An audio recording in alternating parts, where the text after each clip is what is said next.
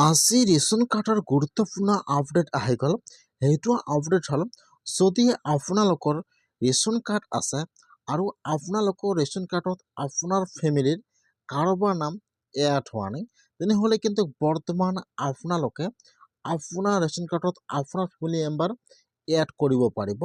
ইতিমধ্যে কিন্তু আজি ৰেচন কাৰ্ডৰ গুৰুত্বপূৰ্ণ আপডেট আহি গ'ল। যিসকলৰ ৰেচন কাৰ্ডত কাৰোবাৰ নাম বাদ পৰি গৈছে বা ৰেচন কাৰ্ডত ফেমিলি মেম্বাৰ নাম এড হোৱা নাই, বৰ্তমান কিন্তু ৰেচন কাৰ্ডত ফেমিলি মেম্বাৰ এড হৈ আছে। এতিয়া যদি আপোনাৰ ৰেচন কাৰ্ডত আপোনাৰ ফেমিলিৰ কাৰোবাৰ নাম এড হোৱা নাই, এতিয়া আপোনালোকে কেনেকুৱাকৈ ৰেচন কাৰ্ডত ফেমিলি মেম্বাৰ নাম এড কৰিব, মই আজি এইটো ভিডিঅ'ত আপোনালোকক সম্পূৰ্ণ প্ৰচেছ ষ্টেপ বাই ষ্টেপ দেখুৱাই দি আছোঁ। কেনেকৈ আপোনালোকে আপোনাৰ ৰেচন কাৰ্ডত ফেমিলি মেম্বাৰ নাম এড কৰিব, মই আজি এইটো ভিডিঅ'ত সম্পূৰ্ণ প্ৰচেছ ষ্টেপ বাই ষ্টেপ দেখুৱাই দি আছোঁ। যদি আপোনালোকৰ ৰেচন কাৰ্ড আছে, আপোনাৰ ফেমিলিৰ কাৰোবাৰ নাম এড হোৱা নাই, তেনেহ'লে আপোনালোকে আজিয়ে আপোনাৰ ৰেচন কাৰ্ডত আপোনাৰ ফেমিলি মেম্বাৰ আজিয়ে এড কৰি লওক। এইটো হৈছে ration card family member add কৰা ফৰ্ম। এতিয়া আপোনালোকে ration card family member add কৰা ফৰ্মটো আপোনালোকে ক'ত পাব, মই কিন্তু আপোনাৰ সুবিধাৰ কাৰণে ফৰ্মৰ লিংকটো মোৰ ডেছক্ৰিপশ্যনত দি দিছোঁ।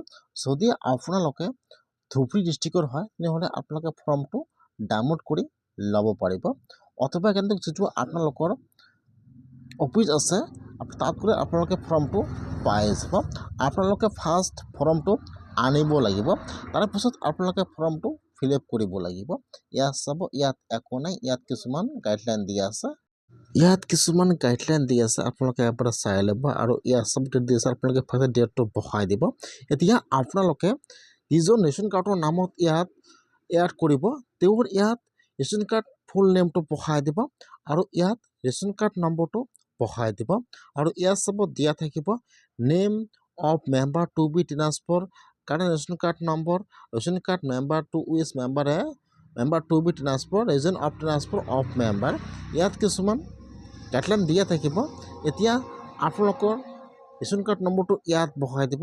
এতিয়া আপোনাৰ ফেমিলিৰ যিজনৰ নাম ইয়াত এড কৰিব, ইয়াত আপোনালোকে নামটো বহাই দিব লাগিব আৰু যদি কাৰোবাৰ ৰেচন কাৰ্ডত নাম এড হৈ আছে, আপোনালোকে ইয়াত ৰেচন কাৰ্ড নম্বৰটো বহাই দিব লাগিব। আপোনালোকে ইয়াত চাই ভালকৈ চাই বহাই দিব। তাৰপিছত ইয়াত চাব দিছে ডকুমেণ্ট। এতিয়া আপোনাৰ কি কি ডকুমেণ্টৰ প্ৰয়োজন হ'ব নামটো এড কৰিবলৈ হ'লে, আপোনালোকে ইয়াত নাম বহাই দিব, ৰেচন কাৰ্ড নম্বৰ বহাই দিব, ইয়াত আপোনাৰ কাৰেণ্ট ৰেচন কাৰ্ড নম্বৰটো বহাই দিব।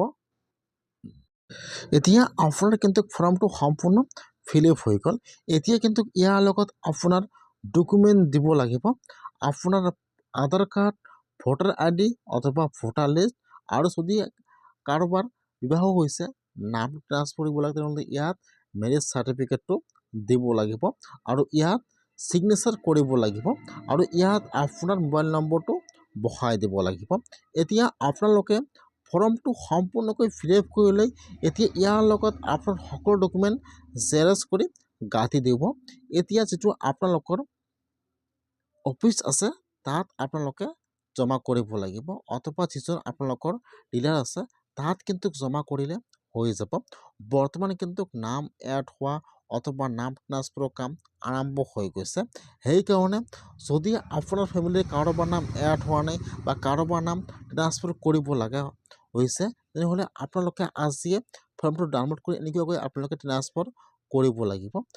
আপোনালোকৰ ৰেচন কাৰ্ডৰ নাম আপোনালোকে এনেকুৱাকৈ ট্ৰান্সফাৰ কৰিব লাগিব। ইতিমধ্যে কিন্তু আজিৰ পৰা ৰেচন কাৰ্ড ট্ৰান্সফাৰৰ কাম আৰম্ভ হৈ গৈছে। যদি আপোনাৰ কাৰোবাৰ নাম ট্ৰান্সফাৰ কৰিব লগা হৈছে, আপোনালোকে এনেকৈ আজিয়ে ট্ৰান্সফাৰ কৰি লওক। এইটো ধুবুৰীৰ ফৰ্ম।